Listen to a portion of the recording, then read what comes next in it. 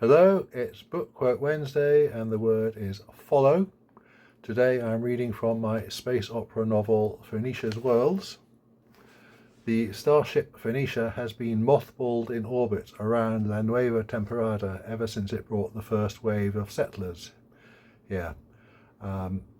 It brought with it a wormhole terminus that linked the system back to Earth and thereby made itself redundant. But now brothers Alex and Felipe, a generation later, are taking it over for a new mission. Or at least that is the plan. But as I am starting at the very start of the book, chapter 1, page 1, it's just possible things will go wrong. Chapter 1, The Mothballed Spaceship. 2 days before everything changed, the Mateo brothers went to claim their starship. "It's getting in touch," said Felipe at last from the pilot's seat.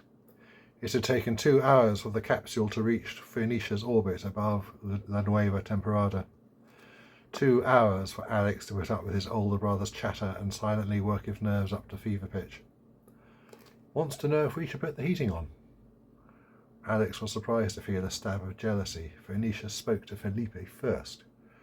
But then he thought his older brother and the starship would be together for many years while he stayed safely at home. They should probably get acquainted. It had better, he agreed. The ship had spent 57 years powered down in space. Yes, it would need to put the heating on. PHOENICIA loomed large on the radar, but the view ahead was full of the gas giant El Grande. Clouds of glowing stripes and continent-sized hurricanes, so vast they seemed frozen. The starship was just a speck against the gas giant if you knew where to look without the help of headspace. Alex twisted round in his seat, body straining against the straps to peer back through the stern viewport. La Nueva Temporada had emerged from the shadow of the giant.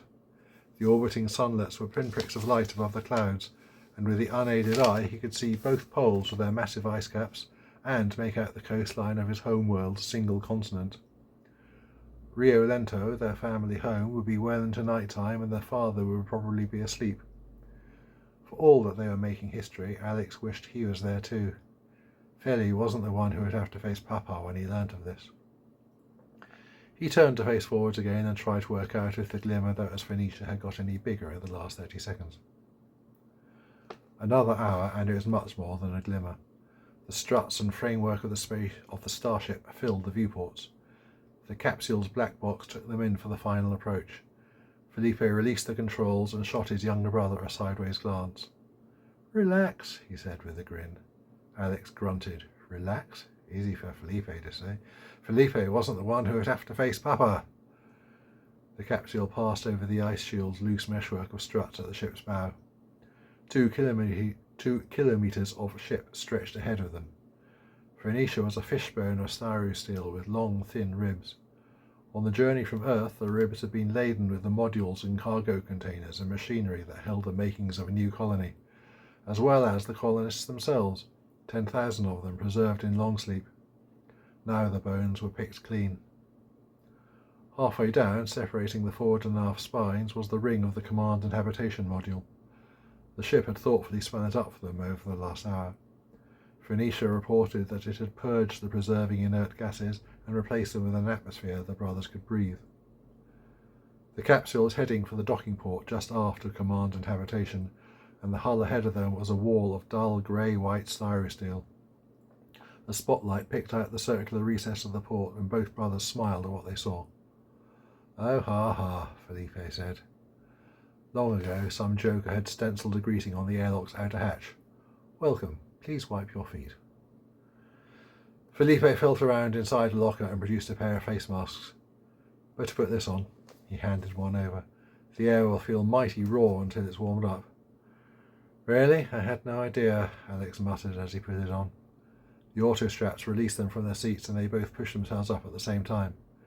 Alex bounced away when they bumped into each other in mid-air and swore when a sharp edge dug into the small of his back.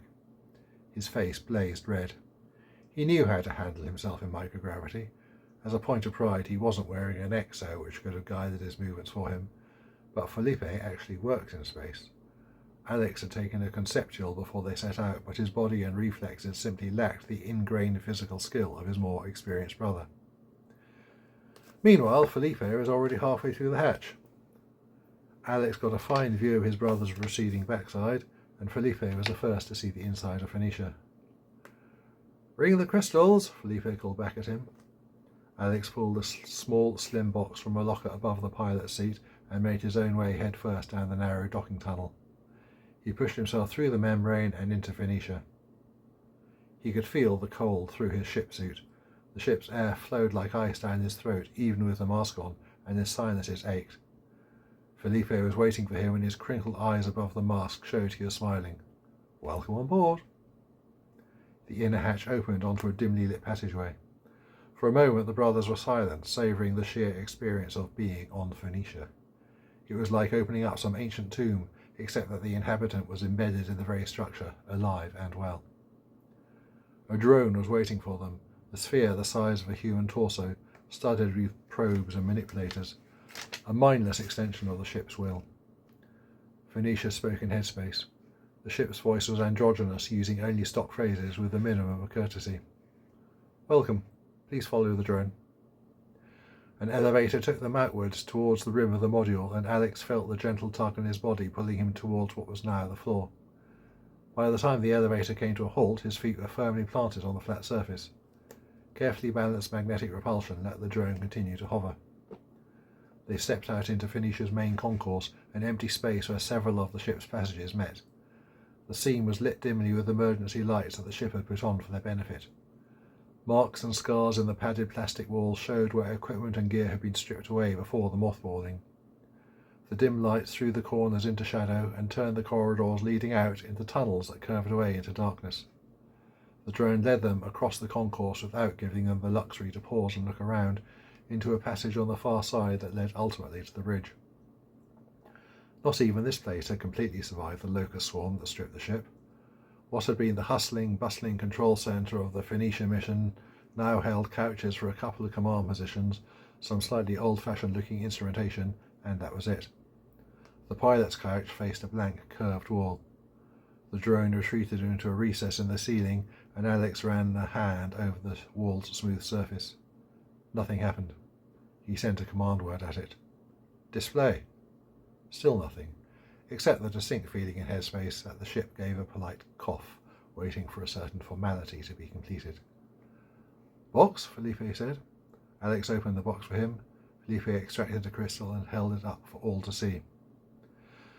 "Phoenicia, my name is Felipe Mateo. I officially represent the consortium that claims ownership of you and intends to commission you for a fresh mission."